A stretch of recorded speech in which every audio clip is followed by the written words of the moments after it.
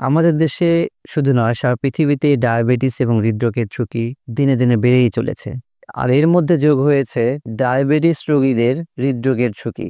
Diabetes রোগীদের সাধারণত দেখা যায় রক্তনালীর ওয়ালে ক্ষতি হয়ে রক্তনালীর ওয়ালগুলোতে চর্বি জমে জমে রক্তনালীগুলো শুরু হয়ে যায়, এবং এই ডায়াবেটিস রোগীগুলি সাধারণত রক্তনালীগুলো এমনভাবেই শুরু হয় যেটিকে বলি আমরা অনেকটা এবড়ো থেবড়ো ভাবে শুরু হওয়া। শুধুমাত্র ডায়াবেটিস রোগীদের ক্ষেত্রেই আমরা এমন রক্তনালী দেখতে পাই। এছাড়াও ডায়াবেটিস রোগীদের হৃদরোগের স্নায়ুতন্ত্রেও দুর্বলতার লক্ষণ দেখা দিতে পারে। তাই এই ডায়াবেটিস রোগীদের ক্ষেত্রে ডায়াবেটিসের ঝুঁকি কমিয়ে আনা যায় সে বিষয়ে আজ আলোকপাত করব।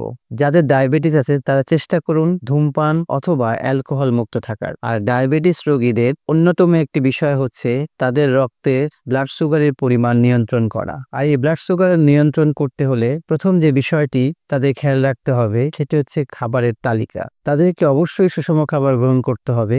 আর এই সুষম খাবার মানে এই নয় যে তাদেরকে কম শর্করা বা কম ক্যালোরি সম্পন্ন খাবার খেতে হবে। তাদের খাবারের তালিকায় অবশ্যই প্রোটিন, ফাইবার, মিনারেল এবং ভিটামিন সমৃদ্ধ খাবার অবশ্যই যুক্ত থাকতে হবে। ডায়াবেটিস রোগীদের তেল বা চর্বি জাতীয় খাবার এড়িয়ে চলতে হবে। প্রতিদিন নিদেন পক্ষে 30 মিনিট হাঁটতে হবে অথবা হালকা ব্যায়াম করতে হবে। সর্বদা চেষ্টা করতে হবে তাদের ডায়াবেটিস খালি পেটে 6 এবং খাবারের পরে 8-এর মধ্যে রাখার জন্য। জীবনযাত্রার এসব পরিবর্তনের পরেও যদি ডায়াবেটিস নিয়ন্ত্রণে না আসে, সেই ক্ষেত্রে ডায়াবেটিসের ওষুধ পরিমিত মাত্রায় খেতে হবে, অবশ্যই সেটি চিকিৎসকের পরামর্শ অনুযায়ী।